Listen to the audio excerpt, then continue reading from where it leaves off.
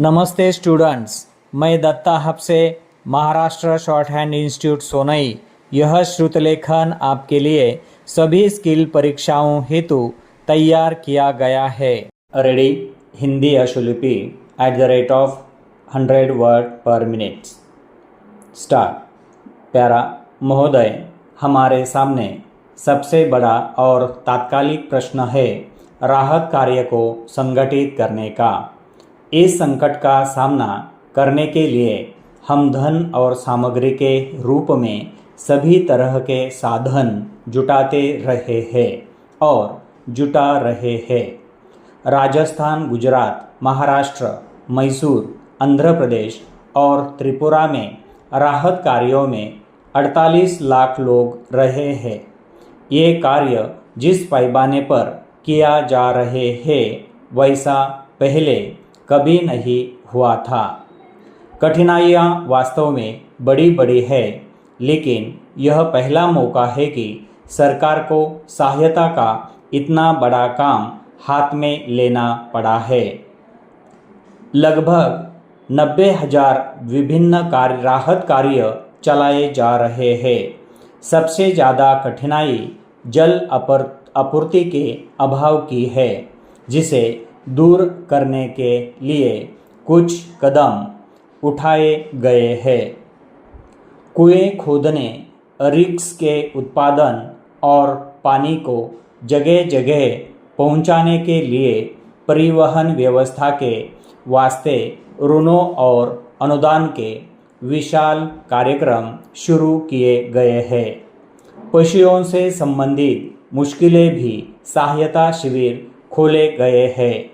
वनों से चारा जगह जगह पहुंचाने के लिए सरकारी सहायता या कर्जे की व्यवस्था की गई है। हम चारे की नई किस्मों की खोज का भी प्रयास कर रहे हैं, जैसे गन्ने का ऊपरी हिस्सा। ऐसे ही अन्य चीज़ें भी हो सकती है। 4 अरब 45 करोड़ रुपए की राशि इन कार्यों के लिए दी गई है। मुझे खेद है कि कभी कभी यह बताने की कोशिश की जाती है कि हम एक राज्य की अपेक्षा दूसरे के साथ पक्षपात दिखाते हैं। हमें सभी हिस्सों की कठिनाइयों पर चिंता है, चाहे वे भारत के किसी भी भाग में क्यों न हो, और हम सच्चाई से यह कोशिश करते हैं कि उपलब्ध साधनों के आधार पर सभी को समान रूप से सहायता मिले। परिच्छेद 1 माननीय सदस्य का यह कहना था कि हमारे यहाँ हमेशा ही सूखा पड़ा रहता है। मुझे कहने की अनुमति दे कि इस प्रकार के आम वक्तव्य स्थिति को बढ़ा चढ़ाकर और अति सरलीकरण के साथ पेश किए जाते हैं, जबकि हमारे सामने बहुत गंभीर प्रश्न उपस्थित है। इस साल का सूखा कोई सामान्य सूखा नहीं है। यह बहुत असाधारण सूखा है। इससे कितने देश प्रभावित हुए हैं, यह बात इस तथ्य से स्पष्ट हो जाती है कि जो देश आमतौर पर अनाज का आयात नहीं किया करते थे, उन्होंने भी इस वर्ष बड़ी मात्रा में अनाज का आयात किया है। वस्तुतः इस तथ्य की ओर संयुक्त राष्ट्र संघ की किसी संस्था ने ध्यान दिया है और वह विश्वव्यापी आधार पर साधन तथा धन जुटा रही है, जिससे सूखाग्रस्त देशों की सहायता की जा सके। उसने हमसे भी इसके लिए संपर्क किया है। हमें इस कठिन वर्ष में भी मामूली आयात ही करना पड़ा है, क्योंकि हमने कृषि के क्षेत्र में पर्याप्त प्रगति कर ली है और अनाज का सुरक्षित भंडार बनाया है। मैं उन माननीय सदस्यों से सहमत नहीं हूँ जो सोचते हैं कि आयात एक लज्जाजनक उपाय है।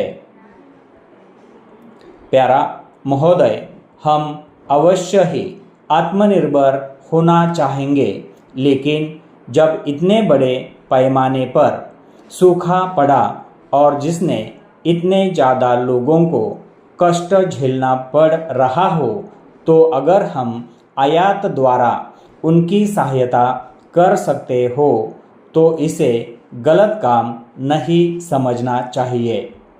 फिर भी हमने मामूली आयात से ही काम चलाया है। देश के कुछ भागों में लोगों के दारुण कष्ट पर कुछ माननीय सदस्यों ने जो व्यथा व्यक्त की है, मैं भी उनमें शरीक हूँ। मैं उन लोगों में नहीं हूँ जो आम तौर पर अखबारों के हवाले से कुछ कहा करते हैं, और मैं यह भी नहीं मानती कि अखबारों में सब कुछ सही छपता है। लेकिन अगर कोई बात छापे में देखने को मिलती है तो माननीय सदस्य बहुत प्रभावित होते हैं। मुझे जिस अखबार का जिक्र यहाँ करना है वह मुझे अभी कुछ देर पहले ही देखने को मिला है।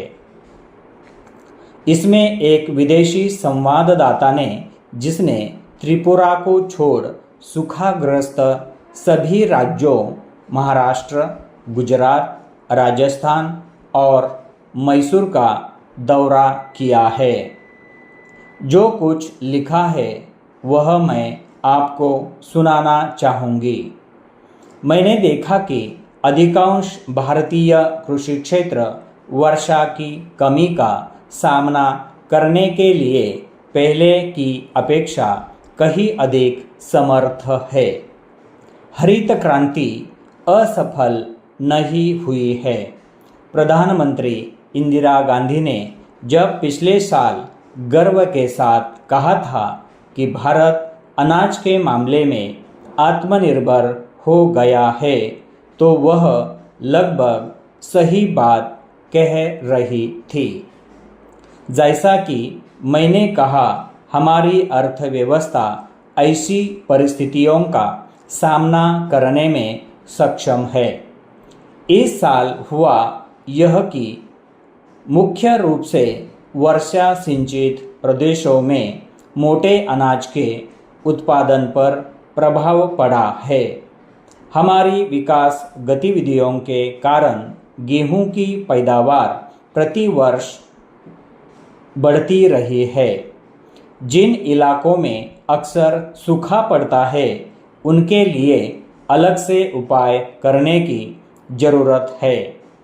जैसा कि सदन को मालूम है, एक विशेष दल इन दिनों ऐसे क्षेत्रों के विकास के लिए कार्य प्रणाली को अंतिम रूप दे रहा है, जो समग्र विकास के अंग के रूप में कार्यान्वित होगी।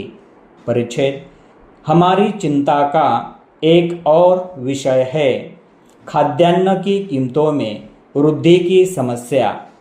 कृषि उत्पादन में हुई कमी की स्थिति का अनुचित फायदा उठाया गया है और प्रत्येक प्रयास को विफलता का सूचक बनाते हुए शुरू से ही अभाव की मानसिकता को बढ़ावा दिया गया है, जिसके कारण विभिन्न स्तरों पर जमाखोरी तथा सट्टेबाजी की प्रवृत्ति पनपी है। सदन को मालूम है कि हम अगले सीजन से गेहूं के थोक व्यापार को अपने हाथ में लेने की योजना बना रहे हैं। इसका उद्देश्य खाद्य अर्थव्यवस्था के अंतर्गत कुछ उन तत्वों को निर्मूल करना है जो जमाखोरी और सट्टेबाजी को बढ़ावा देते हैं। मैं जानती हूँ कि यह आज के ढांचे में किया जाने वाला एक बड़ा परिवर्तन है जिसका निहित स्वार्थ वाले लोग विरोध करेंगे और उनकी ओर से इसे विफल करने की सभी कोशिशें की जाएंगी।